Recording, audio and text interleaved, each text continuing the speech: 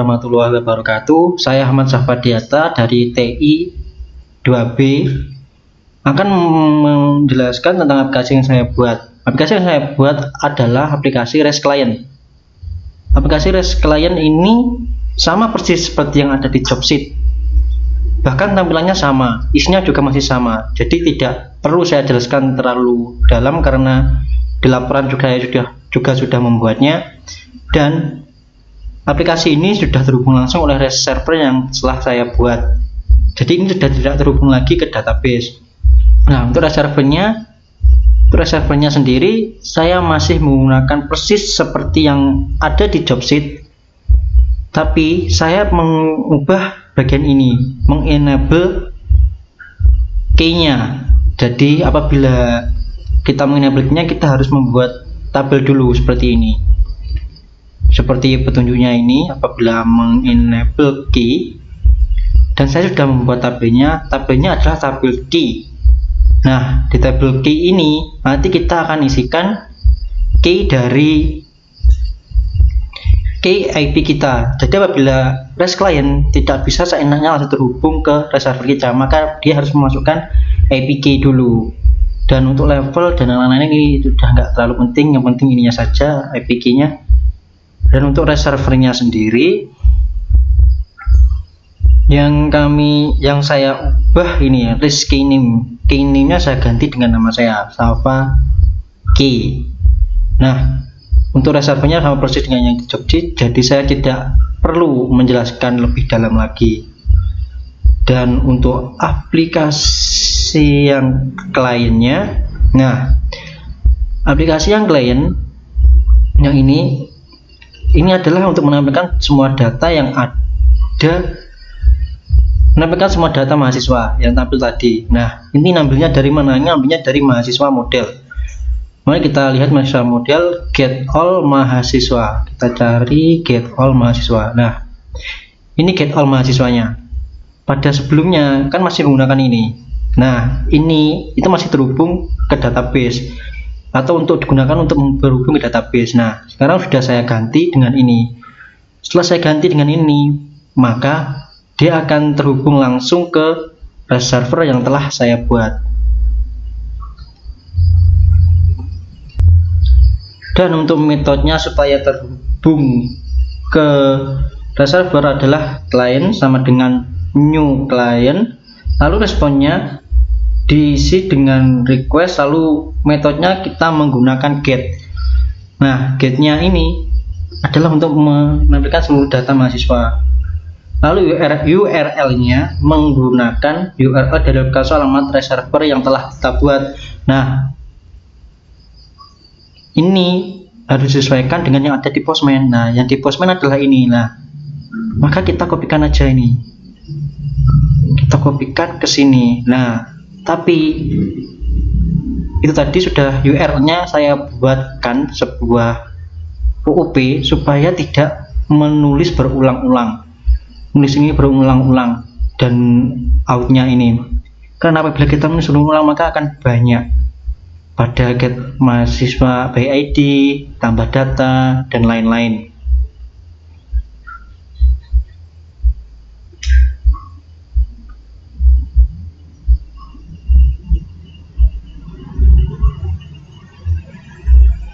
Nah, ini out ini adalah sebuah,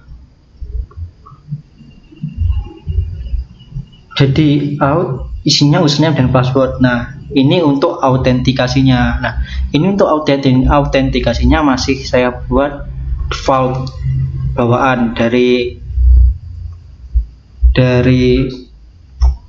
REST servernya. Nah, ini ya defaultnya seperti yang ada di Postman juga. Lalu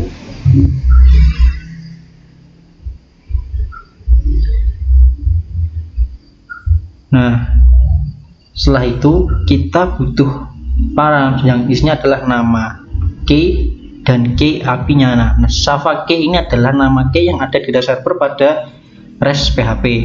Dan Safa 23 ini adalah seperti yang ada pada database. Pada database ini key-nya apa? Safa 123. Lalu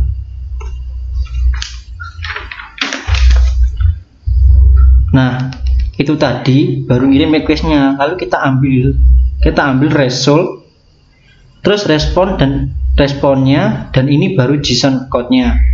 Dan sekarang yang butuh dikembalikan dalam mahasiswa itu adalah array mahasiswanya, sedangkan yang dikembalikan oleh REST API kita. Nah, seperti yang ada di Postman-nya.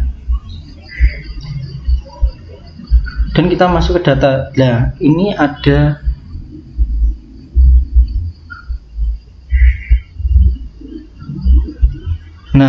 ada data. Maka kita harus masukkan. Nah, ini ada datanya ini. Maka kita masukkan juga ke sini. Nah, supaya bisa tampil. Apabila data ini dihilangkan, maka akan terjadilah error.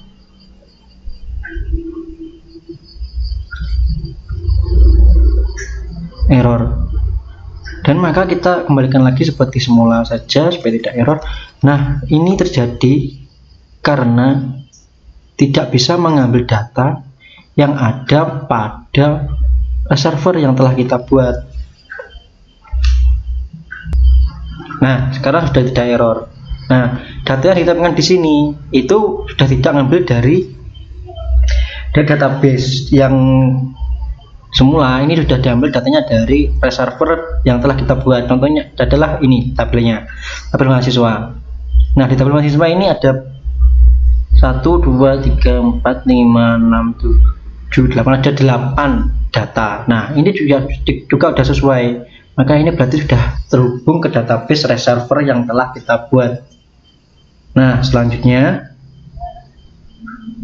ini buat detailnya. Nah, detailnya itu adalah ini, get mahasiswa by ID. Sebenarnya sama aja seperti yang di atas, tinggal menyamakan saja. Cuma bedanya kita sekarang menambahkan di query-nya berupa ID. Nah, ini berupa ID.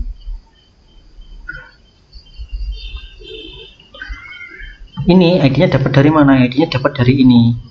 Nah, sedangkan return result-nya kita beri 0. Nah, karena kita butuhnya cuma satu data saja, maka kita beri ini. Dan hasilnya adalah muncullah seperti ini. Kembali lagi ke script-nya.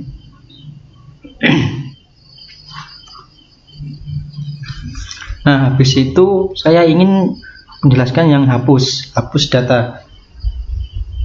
Nah, data kita buat dulu requestnya, dan request metodenya adalah delete. Nih, request metodenya adalah delete. Terus endpoint-nya adalah mahasiswa. Nah, parameternya sudah berbeda dengan yang ada di atas tadi, sudah bukan query lagi.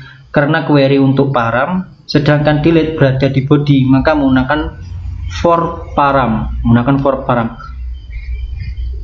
Karena delete berada di body, apabila kita di Postman ingin menjalankan delete, maka tidak bisa dijalankan di param sini. Maka kita harus menjalankan delete di body yang ini. Nah, sedangkan untuk di body, scriptnya sendiri ini udah beda sama di atas. Jadi ini menggunakan for params.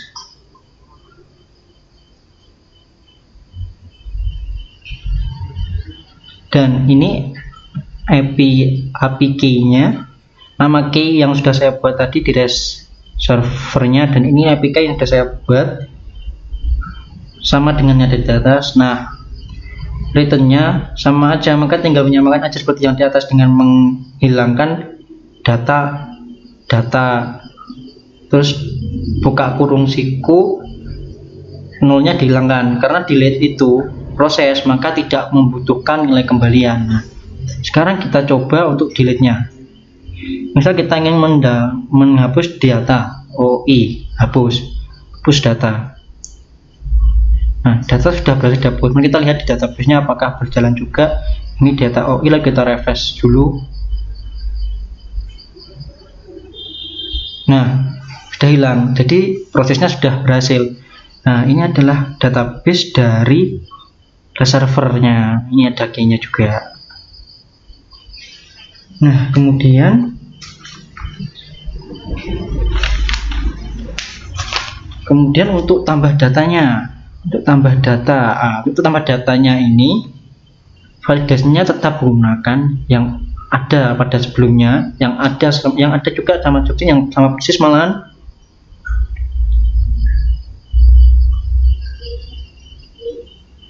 Buat request post, ini request post karena ini untuk menambahkan data, endpointnya tetap mahasiswa dan lainnya sama saja, result JSON code-nya sama, return result lah ini juga sama seperti yang ada di delete tadi. Dan kita coba untuk menambahkan datanya. Oke, tambah data mahasiswa.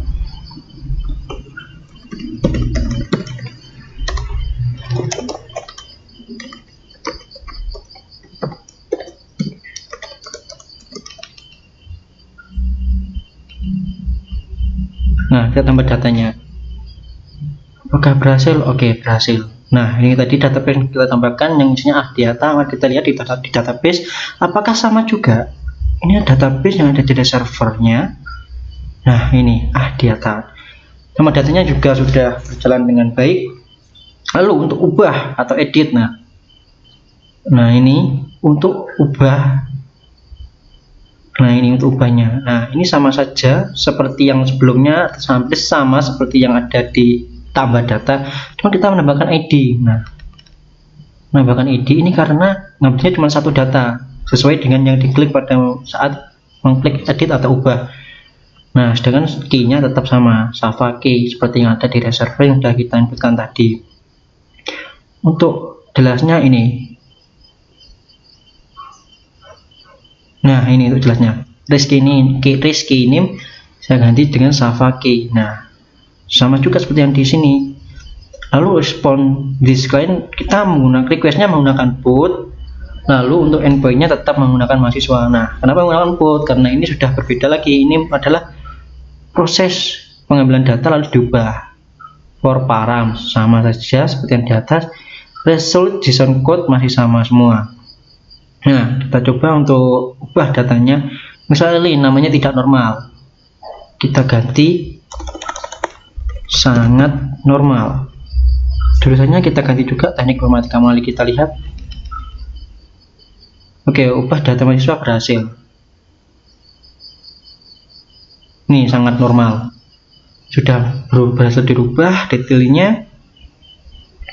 Ini teknik informatika. Nah, untuk database-nya mari kita lihat apakah berubah juga. Ini tadi tidak normal berubah menjadi sangat normal. Nah, ini berarti datanya sudah berubah dan berhasil terhubung ke reservernya, dan ini REST lainnya sudah jadi. Sekian dari saya. Wassalamualaikum warahmatullahi wabarakatuh.